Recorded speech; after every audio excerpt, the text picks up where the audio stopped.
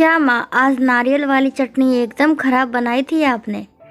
अपनी सहेलियों के जाते ही मोना माँ के ऊपर खिंच पड़ी। और ये इतनी मुसी मुसी सी साड़ी आपकी। जानती हो, मेरी सहेली नीरा कह रही थी कि तुम्हारी माँ से ज़्यादा ढंग से तो मेड रहती है। माँ खामोश थी। उसकी आंखें पनियाली हो उठी थी। एक तो माँ ने तेरी लंबी चौड़ी फरमाइश डोसा सांभर चटनी बनाई, खिलाई, सत्तू वाला शरबत बनाया, पिलाया। इतनी गर्मी में माँ की हालत खराब हो गई और तू माँ को थैंक्स कहने के बजाय ये कह रही है। भाई भुवन तैश में आ गया। क्या लंबी चौड़ी फरमाइश कर दी थी मैंने। पहली बार तो मेरी सभी सहेलियां इकट्ठी हुई थी, ऊपर से माँ ने सारा इम्प्रेशन खराब कर दिया।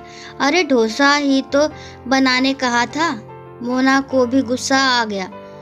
खुद तो एक कप चाय नहीं बना सकती। भुवन फिर बोल उठा। क्यों नहीं बना सकती, मैं सब कर सकती हूँ। माँ से ज़्यादा अच्छे से कर सकती हूँ, समझे। हाँ तो ठीक है, कल एक दिन सुबह का नाश्ता चाय बनाकर दिखा, तुझे दीदी बोलने लगूंगा। अरे सिर्फ नाश्ता नहीं, लंच डिनर सब।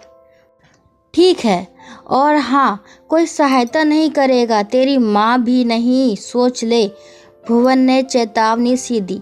अरे हाँ हाँ, सहायता किसे चाहिए। दूसरे दिन जब मोना सुबह सोकर उठी, चाय का समय बीत चुका था। अभी तक तो माँ 2 बार चाय पिलाकर नाश्ता भी बना लेती थी। भुवन ने उसे देखते ही तंज कसा। आदत के अनुसार मोना देर से सोकर उठी। रोज माँ समय पर चाय पहुँचा देती थी। नाश्ता क्या बनाऊं, सोचने में ही मोना का काफ़ी समय चला गया। भजिए सरल हैं, वही बना देती हूँ फटाक से। प्याज काटने में ही उसके पसीने छूट गए। कितनी गर्मी है यहाँ किचन में। सब लोग मज़े से कूलर में बैठे हैं। भुवन कूलर इधर घुमाओ। मोना ने गुस्से से आवाज़ लगाई। गैस बुझ जाएगी मेरी बहन, माँ भी तो रोज़ बनाती है वहाँ पर, तुम भी बनाओ, जल्दी करो। भूख के मारे पेट में चूहे क्रिकेट खेल रहे हैं। प्याज काट कर मोना ने बेसन ढूंढना शुरू किया। उसे मिला ही नहीं। माँ बेसन कहाँ है, जोर से चिल्लाई। नहीं माँ, कोई सहायता नहीं करेंगी, अपने आप ढूंढो, समझी। भुवन ने हंसते हुए कहा। किसी तरह बेसन मिला तो कढ़ाई चढ़ाई। मोना ने पहली ही भजिया कढ़ाई में डालते ही गरम तेल छिटक कर उसके हाथ में जा लगा। ओ माँ, मैं जल गई, जल्दी आओ। वह चिल्ला उठी। कोई नहीं आएगा, बहाने मत बना, भजिए बना। भुवन ने झटपट उठती माँ को पकड़कर बिठाते हुए कहा। काफ़ी मशक्क़त के बाद कुछ कच्ची कुछ जली प्याज की भजिया प्लेट में रख डाइनिंग टेबल पर लाने में मोना को दिन में तारे दिखाई पड़ गए थे। लंच टाइम में नाश्ता मिल रहा है, पर शुक्र है मिला तो। भुवन ने जल्दी से मुंह में एक भजिया रखी और थू थू करके बेसन की तरफ दौड़ पड़ा। अब क्या हुआ इसे। भाई तू नाटक मत कर, इतनी मेहनत से बनाया है मैंने। तू खा के देख मेरी बहन, कह मोना के मुंह में भजिया रख दी। छी छी, ये कैसा स्वाद आ रहा है। जल गई है क्या मोना, मुंह बिगाड़ कर बोली। तब तक माँ ने खाकर देखा। मोना, तूने बेसन की जगह सत्तू डाल दिया है, इसलिए स्वाद एकदम अलग लग रहा है। सत्तू। भुवन जोर से हंस पड़ा। माँ, मुझसे नहीं होगा, प्लीज़। तुम कैसे कर लेती हो इतना सब कुछ, सुबह से रात तक, और ऊपर से हम इतने नखरे दिखाते रहते हैं। अस्त व्यस्त बेहाल मोना माँ के गले लग रुआसी हो उठी थी।